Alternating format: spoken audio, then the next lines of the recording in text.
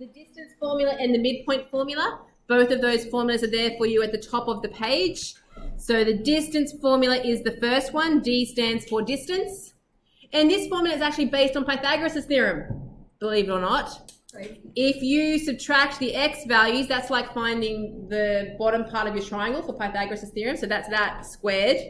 And then the y's, subtracting those gives you the height of your triangle squared. And then the big square root over the top is, getting your square rooting both sides. It's Pythagoras' theorem. And all you have to do is sub in your x1, your y1, your x2, your y2, like we were doing last lesson. Okay, so I'll be showing you how to use that. The next formula we have is the midpoint formula. So distance just means I have a point here, I have a point there, and I'm trying to find how much distance is in between them. A midpoint is when you have 2 points again, and you're trying to find the one that's right in the middle. Okay, it's a midpoint. What's in the middle of those points? Midpoint.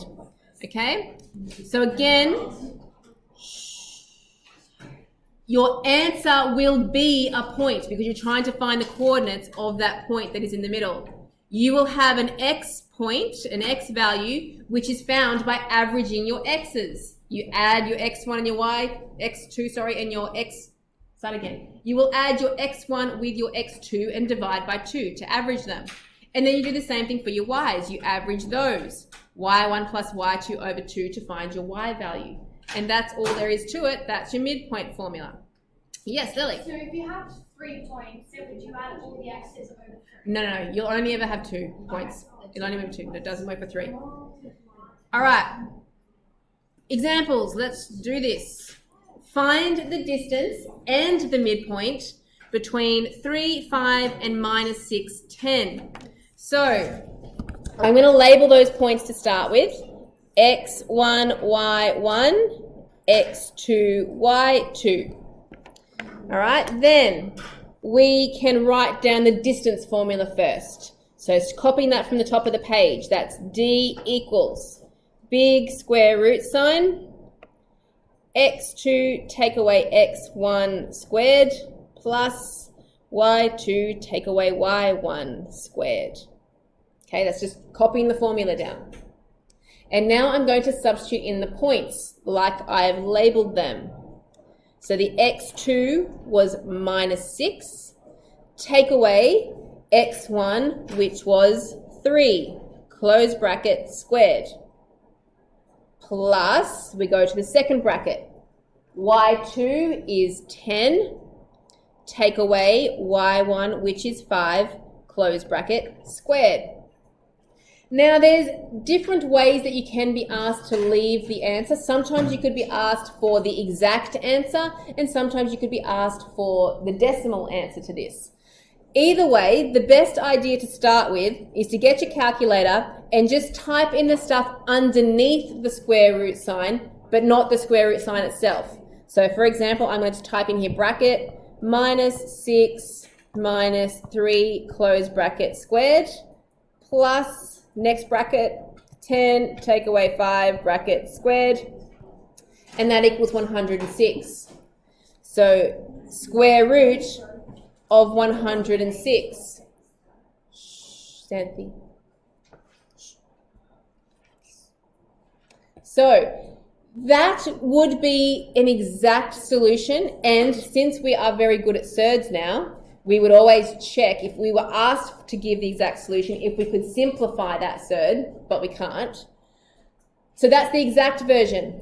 If I was asking you for the decimal, you'd type the square root of 106 in to find out that that is about 10.3 that I've rounded to one decimal place. Okay, so exact answer and decimal answer, both of them are there. All right, that's the distance formula. Let's use the same 2 points to find the midpoint. So we use capital M for midpoint. Why would I use capital M, Tully, who is talking while I am? Because lowercase is 3. That's right, but please don't talk while I am.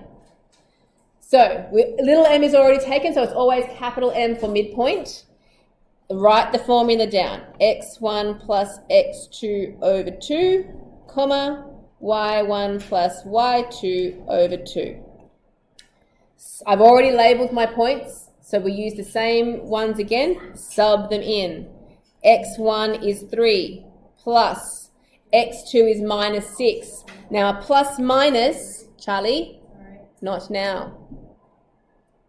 Some of you would find if you listened more while I'm explaining, you wouldn't have so many questions for me later. A plus and a minus makes a minus 6 over 2. Then the second, don't forget that comma, you need that comma in there, the y values. y1 is 5 plus the y2 is 10 over 2, close bracket. You cannot type that whole thing in your calculator. Please don't try. There always seems to be someone who tries. You can't. Just type in one fraction at a time. So you've got the first part, which is 3 minus 6 all over 2. You probably don't even need the calculator for that. So that's minus 3 over 2 or minus 1.5. Either way of writing that is okay. Then you type in the other fraction, or you can do it in your head. 5 plus 10 is 15. Over 2 is 7.5. Okay? Question 2, find the exact distance. So specifically saying we want the exact distance this time. We label these points, x1, y1, x2, y2. It asked for distance, so we write down the distance formula. Big square root sign. x2 take away x1 squared plus y2 take away y1 squared. All right, second line we sub in. x2 is -1 minus from the formula.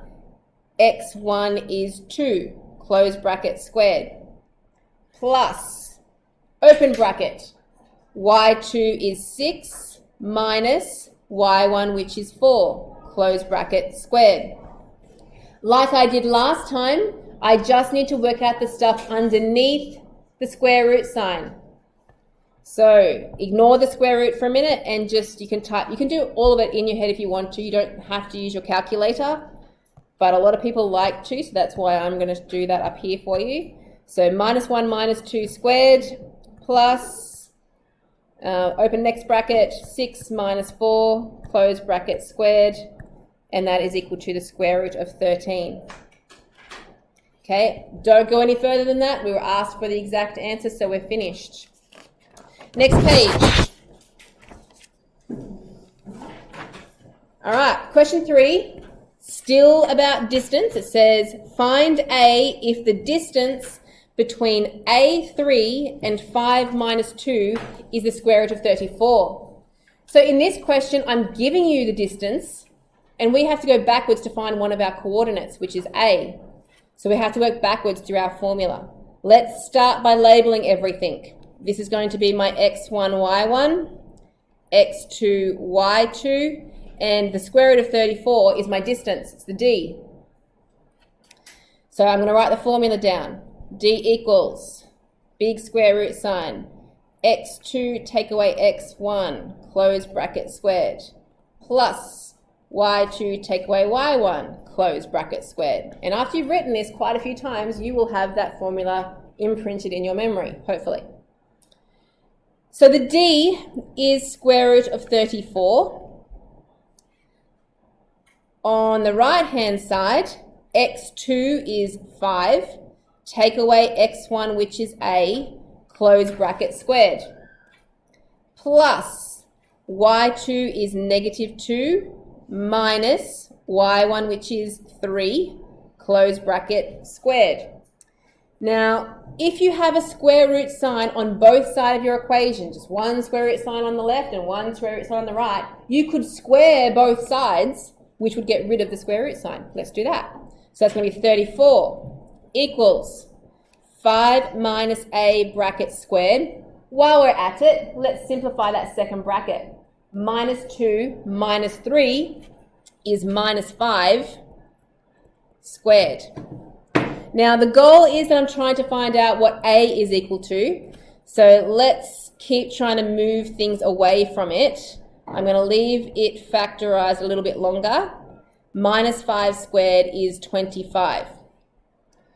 I'm going to subtract that 25 away to the other side, which will give me, and I'll do a switch here. I'll move the 5 minus a squared to the left, and 34 take away 25 is 9.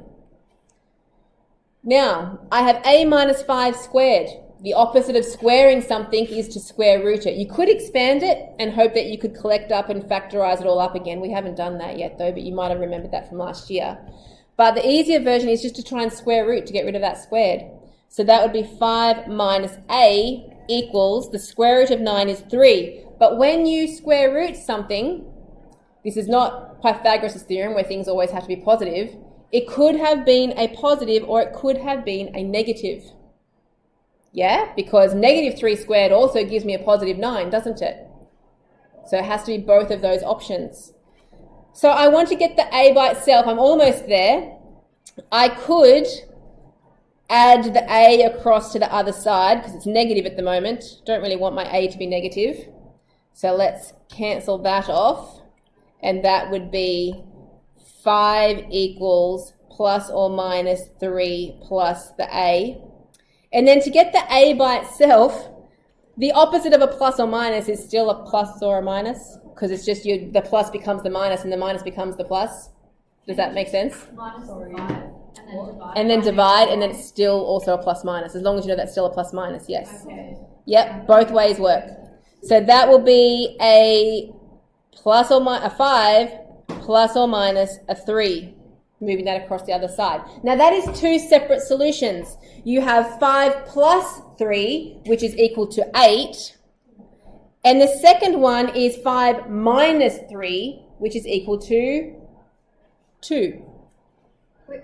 So that means there's actually two possible values for A that would work for that situation. What's the matter, Ruby? How did you get A on the other side and C?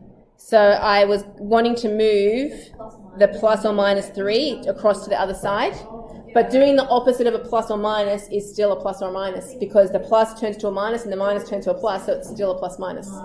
Okay. Yeah? Cool. All right, now the reason that works, do you want to see that graphically what we've just done? Not that you have to, but... What do you mean A equals 2? Okay, there's two possible solutions is what I'm saying for that. My value, I'm going to show you what it looks like. This is just to help you visualize what we've just done. At 5 minus 2, so 5, let's put minus 2 down here. That is one of the points that I was given in the question. I have just found that A could be equal to 8, 3, because this is my point here. Remember this second point? A was the letter A, 3. So A could be 8, so it could be over down here at, oops, not the highlighter.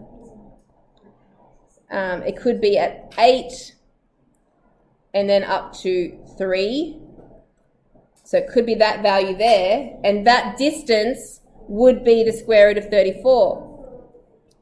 A could have been a positive 2 though, which is over here, positive 2, 3. And that distance there is also the square root of 34, because we didn't know which side of that point 5 minus 2, which side we had to go to get that distance, which is why there's actually two possibilities. Yeah? Okay, yeah. Okay? Yes, sure. Yeah. You get it. You're having a joke. Yes, sure. No, I'm not. It wasn't going to be as easy as last year. Come on, I had to make it a little bit trickier. Question 4. So last year you really just learned this is the distance formula, this is the midpoint formula, and you plug stuff into it. So you're still going to do a lot of that this year, but you're also going to have these extra ones like question 3 and question 4 where you have to go backwards through the formula to find something else. So question 4 on that note is using the midpoint formula in a bit of a different way. So it says the coordinates of the midpoint M of the line segment AB are 7, 2. If the coordinates of A is 1 minus 4 and find the coordinates of B. Okay, what on earth did all that mean? I'm going to draw up a pretend line here. Okay, I have a point A and I have a point B. I probably should have looked if they were the right way around. And I have a midpoint. So the midpoint is the M. The coordinates of that midpoint are 7, 2. That's what it tells me in the question. The coordinates of A are 1, -4. And we want to find the coordinates of B, this one at the end here. Okay, so I'm actually giving you the midpoint, and we've got to find one of the original points that it must have given us that midpoint. So you can do this from this little diagram that I've drawn. What you do is you look at the x values. To get from 1 to 7, I have increased by 6. So it must also have, so that's a +6 to get from there to there. I would have to find the x coordinate of B. I would have to +6 again to find that missing x value. So 7 + 6 makes 13. So far the coordinates of B, I know that the x is 13. Now we do the same thing for the y's. The y has gone from -4 to a +2. Coincidentally, that's not always the same. That's adding 6 again, isn't it? Often these are different amounts that you jump by. This is just a coincidence. That's adding 6 again. So from the -2, I would add 6 again. 2 + 6 makes 8. And that's it. You can do it algebraically. Does anyone want to see it algebraically instead of graphically? Now, the graphical way is definitely fastest. So if you're happy with that method, then I would go with that one because it's quicker. All right. So that means we can do 5G. We are a little bit ahead.